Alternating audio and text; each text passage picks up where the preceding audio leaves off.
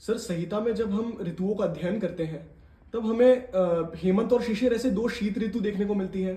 और वहीं वर्षा और प्रावरिट ऐसे दो वर्षा की ऋतु देखने को मिलती है। तो सर ऐसे दो अलग ऋतुक्रम बताए गए हैं क्या? हाँ जी। मूलतः जो ऋतुचर्या या ऋतुक्रम बताया गया है वो भारतीय उपखंड के अनुसार बताया गया है।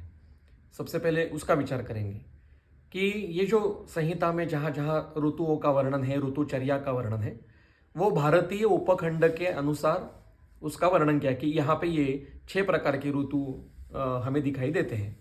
अगर हम ब्राज़ील में जाएंगे, ऑस्ट्रेलिया में जाएंगे, अंटार्कटिका में जाएंगे, साउथ पोल जाएंगे, नॉर्थ पोल जाएंगे, रशिया जाएंगे, या पैसिफिक ओशन में जो भी कोई आइलैंड है वहाँ पे जाएंगे, तो वहाँ आपको अलग अलग प्रकार के ऋतुक्रम मिलेंगे। तो वहाँ पे जाने के बाद में उस ऋतु के अनुसार आपको ऋतुचर्या बिठानी पड़ेगी। एक दूसरा, चरक संहिता में सूत्रस्थान के जो 6 चैप्टर है, तस्य शीति अध्याय, उसमें ऋतु और ऋतुचर्या का वर्णन है। और चरक में ही विमान स्थान का 8वां अध्याय जो है उसमें भी ऋतु का वर्णन है, ऋतुचर्या का वर्णन है, थोड़ा बहुत है। जो सूत्र क्रमांक 125 में काल काल नाम का जो विषय चल रहा है वहां पे उसका वर्णन है। सुश्रुत में सूत्रस्थान में वो भी 6 चैप्टर है और अध्याय का नाम है ऋतुचर्यम अध्याय व्याख्यास्याम। ऋतुचर्यम ऐसा नाम दिया है। और अष्टांग हृदय में ऋतुचर्या नाम का अध्याय वर्णन, तृतीय अध्याय उन्होंने वर्णन किया है सूत्रस्थान में। काश्यप संहिता में भी ऋतुओं का बहुत सुंदर वर्णन है। तो जैसे आपने प्रश्न पूछा कि क्या दो ऋतुक्रम है, तो हाँ, 2 प्रकार के ऋतुक्रमों का वर्णन संहिता में मिलता है। एक ऋतु है शिशिरादि ऋतुक्रम, मतलब हेमंत, शिशिर, वसंत, ग्रीष्म, वर्षा, शरद, ये एक प्रकार का ऋतुओं का वर्णन किया है। और दूसरा प्रावरुट आदि ऋतुक्रम वर्णन किया है, मतलब प्रावरुट, वर्षा, शरद, हेमंत, वसंत, ग्रीष्म। वहाँ शिशिर नहीं है और प्रावरुट आदि क्रम में, और यहाँ पे प्रावरुट नहीं है शिशिर आदि क्रम में। तो अब ये 2 प्रकार के ऋतुक्रम क्यों वर्णन किए हैं? अगर चरक संहिता के तस्य शीति अध्याय में जाओगे तो वहाँ पे शिशिर आदि क्रम है, मतलब हेमंत, शिशिर, ऐसे 2 शीत ऋतु, शीत के 2 ऋतु, वसंत, ग्रीष्म, वर्षा, शरद, ऐसे 6 शिशिर आदि क्रम के ऋतु बताएं। लेकिन विमान स्थान में जब हम जाते हैं, जहाँ काल का वर्णन चल रहा है, देश परीक्षा होने के बाद में जो दशविध परीक्षा है उसमें काल परीक्षा है, तो काल परीक्षा में वर्णन करते हुए वहाँ पे हमें प्रावरुट अधिक्रम मिलता है।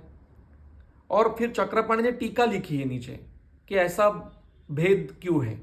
सुश्रुत के ऋतुचर्यम अध्याय में तो दोनों प्रकार के ऋतुक्रम मिलते हैं, तो इसका विचार कैसे करना, उसमें 2 विचार ग्रंथकारों ने की है। उसमें काश्यप ने जो विचार किया है वो सबसे पहले हम देखेंगे, और जिसका विचार, काश्यप का जो विचार है सभी टीकाकारों ने, डल्लन ने, चक्रपाणी ने आगे फॉरवर्ड किया है। काश्यप का विचार ऐसा है कि काश्यप संहिता में ऐसा वर्णन मिलता है कि गंगा के उत्तर तट पर शीतत्व ज्यादा होने के कारण वहां शिशिरादिक्रम, मतलब शीत ऋतु, शीतकाल के 2 ऋतु है, 4 मास है। और गंगायाम दक्षिणे कुले, गंगा के दक्षिण तीर पर शीतता कम है लेकिन वर्षा ज्यादा है, इसलिए वर्षा के 2 ऋतु, प्रावरुट वर्षा या 4 महीने की है। अब वो सूत्र आपको बताता हूं कि भूयो वर्षति पर्जन्यो गंगाया दक्षिणे जलम, गंगा के दक्षिण भाग में ज्यादा वर्षा होती है, तेन प्रावरुट वर्षाख्यो ऋतु तेषाम प्रकल्पितो। तो उस एरिया में जो ऋतुक्रम बताया वो प्रावरुट आदि ऋतुक्रम बताया, मतलब प्रावरुट वर्षा ऐसा। गंगायाम उत्तरे कूले, कूल मतलब तट, गंगा के उत्तर तट पर हिमवत अंबुसंकुले, ज्यादा बर्फ होती है, ज्यादा ठंडी होती है। भूयः शीतम अतः तेषाम हेमंत शिशिरो ऋतु, तो वहां ज्यादा होने के कारण हेमंत, शिशिर, ऐसे 2 शीतकाल के ऋतु किए और शिशिर आदि क्रम किया। तो उसका उपयोग सभी टीकाकारों ने किया। लेकिन जो संहिता में चिकित्सा की दृष्टि से ऋतुचर्या का अध्याय वर्णन किया है, ऋतुचर्या मतलब क्या है, तो ऋतु 7 में है, चरक संहिता कहीं पर भी ऋतुचर्या शब्द उपयोग नहीं ज्यादा करते हैं, वहां ऋतु सातवें शब्द का उपयोग किया है कि हम ऋतु सातवें का वर्णन कर रहे हैं। ये ऋतु सातवें है मतलब क्या, तो ऋतु जिस गुण का है उसके विपरीत गुण की चर्या करना, इसको ऋतु सातवें कहते हैं। और ऋतु जिस गुण का है उसके समान गुण की चर्या करना यह ऋतु वैषम्य है। मतलब शीत ऋतु है, अभी ठंडी चल रही है, तो शीत काल में शीत ही आहार विहार करना, शीत जल से स्नान करना, ठंडी हवा में घूमना, ये ऋतु वैषम्य हो गया। तो शीत काल में उष्ण खाना, उष्ण आहार विहार करना, उष्ण जगह पे रहना, उष्ण स्नान करना, ये ऋतु सातम्य हो गया, उसी को ऋतुचर्या कहते हैं। तो वहां पे ऋतु सातम्य का वर्णन है, उन्होंने वर्णन किया है। तो ऋतु सातम्य का वर्णन करते हुए वो हर एक ऋतु के लक्षण बताते हैं और उसके विपरीत आचरण बताते हैं। अब चक्रपाणी ने यह मुद्दा उठाया है कि वो कहते हैं कि सूत्रस्थान में शिशिर आदि क्रम है और विमान स्थान में प्रावरुट आदि क्रम है। मूल सूत्र ही चरक का ऐसे है कि संवत्सर जो है वो 6 भागों में विभाजन किया है। हेमंत, ग्रीष्म, वर्षा, शीत, उष्ण, वर्ष लक्षणास्त्रयाः तेषाम अंतरेषु इतरे साधारण लक्षणाः त्रया ऋतवः प्रावरुट, शरद, वसंतः। प्रावरुट इति प्रथमः प्रवृष्टा काल, मतलब वर्षा का प्रथम काल, तस्य अनुबंधो वर्षा एवं एते संशोधनम अधिकृत्य षट विभजन्ते ऋतवः। स्पष्ट कह रहे हैं कि प्रावरुट आदि क्रम, मतलब प्रावरुट वर्षा जो बता रहे वो शोधन चिकित्सा के अधिकरण से बता रहे, और ऋतुचर्या में शिशिर आदि क्रम जो बताया है उसका अधिकरण अलग है, वो स्वास्थ्य प्राप्ति का अधिकरण है। अब चक्रपाणी क्या कहते हैं कि एतत् द्विमास ऋतु भेद भागम आदि कृत्वा शेष मास द्विकेन वर्षादयो अथाक्रमम नहीं। ठीक है, अयम च ऋतुक्रम जो विमान स्थान में बताया है, अयम च ऋतुक्रमो न रसोत्पत्त्यादो, वहां हमें रस और दोषों का विचार करने की जरूरत नहीं है। वो शरीर शोधनम प्रवृत्तो एतो, शरीर की शुद्धि करने के दृष्टि से यह ऋतुक्रम वर्णन किया है। वो कहते हैं कि अस्मिन ऋतुक्रमे शिशिरो नास्ति, विमान स्थान में जो ऋतुक्रम है वहां शिशिर का उल्लेख नहीं है। ये तु ब्रुवते गंगाया दक्षिणे कूले वर्षा बहु भवति तेन तत्र प्रावरुटादिक्रमा, गंगाया उत्तरे कूले शीतम बहु भवति तेन तत्र हेमंत शिशिरो, फिर काश्यप का उल्लेख किया। आगे कहते हैं एतत् न एतच्च न, लेकिन ऐसा यहां पे नहीं है। अत्र संशोधनम अधिकृत्य इति वचनात्, ऐसा बोला है। तो ये जो प्रावरुटादि ऋतुक्रम है वो शोधन के अनुसार बताया है, और शिशिरादि क्रम जो है वो रसोत्पत्ति के अनुसार बताया है। यदि देशकृतो अयम भेदः स्यात् तदा तमेव भेदकं ब्रूयात् न संशोधनम, तेन काश्यप उक्त देश भेदेन प्रावरुटादि क्रमो न तावत् इह अभिमतः। तो जो काश्यप का जो विचार है वो यहाँ पे योग्य नहीं है।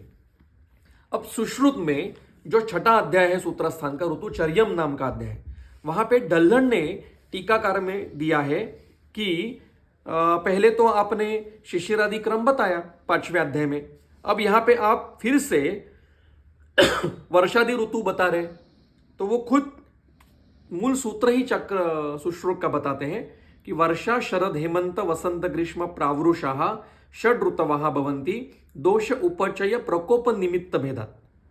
मतलब दोषों का उपचय, प्रकोप और उपशम इसके निमित्त से, मतलब शोधन के अनुसार बता रहे। तो वो आगे बताते हैं चक्रपाणी कि प्रावरुट वर्षादयो को भेदः, तो दो ऋतु में को क्या भेद है। वो कहते हैं कि चरक में भी ये जो बताया है चिकित्सितम संशोधनम इति अत्र वर्षादयो ऋतवा उक्त्वा, तो चिकित्सा में शोधन चिकित्सा के अनुसार और दोषों का चय प्रकोप प्रशम के अनुसार हमने ये प्रावरुट वर्षा ऐसे 2 वर्षा काल के ऋतुओं के अनुसार बताए।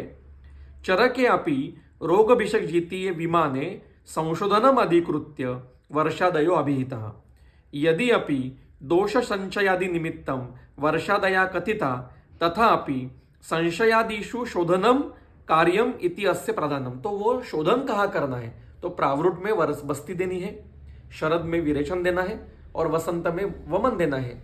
इसका वर्णन और दोषों का चय प्रकोप प्रशम, इसका वर्णन करने के लिए प्रावरुट, वर्षा, शरद, हेमंत, वसंत, ग्रीष्म ये एक प्रकार का ऋतुक्रम बताया। आगे कहते हैं शिशिरादि जो ऋतुक्रम है, मतलब जहां हेमंत शिशिर से 2 ऋतु है, वो रसम बलम च अधिकृत्य उक्ता। तो रस के मतलब निसर्ग में, सृष्टि में जो ऋतु बदलते हैं और सृष्टि में जो विविध प्रकार के रसों की निर्मित होती है, मतलब निसर्ग क्रम समझने के लिए शिशिरादि क्रम बताया है। आगे बताते हैं वर्षादयस्तु संशोधनम अधिकृत्य संचयादि अर्थम इति तात्पर्यार्थम। और फिर वो काश्यप का फिर से संदर्भ देते हैं कि लेकिन वो यहां उपयोगी नहीं है। उसी अध्याय में सूत्र नंबर 6 में डल्लन टीकाकार में बताते हैं कि शिशिरादि ऋतु विभाग ये रस बलम अधिकृत्य उक्ता चरके अपि तस्या शीतीय, मतलब जो ऋतुचर्या अध्याय है तस्या शीतीय, उसमें रस बल निष्पत्त्यर्थम शिशिरादि विभागो दर्शिता। तो आपका जो प्रश्न बहुत सटीक था कि संहिता में 2 प्रकार के ऋतुक्रम मिलते हैं। एक ऋतुक्रम दोषचय प्रकोप प्रशम के अनुसार वर्णन करते हुए शोधन कहाँ कौन से काल में करना है इसके लिए प्रावृट अधिक्रम बताया, और एक रसबल निष्पत्त्यर्थ, मतलब कौन से ऋतु में निसर्ग में, मनुष्य शरीर में, प्राणियों के शरीर में कौन से रसों की, मतलब महाभूतों की उत्पत्ति होती है, उस ऋतु का लक्षण क्या होता है, ये समझने के लिए और उसके अनुसार स्वस्थ व्यक्ति के लिए ऋतुचर्या बताने के लिए उन्होंने शिशिरादि क्रम बताया है।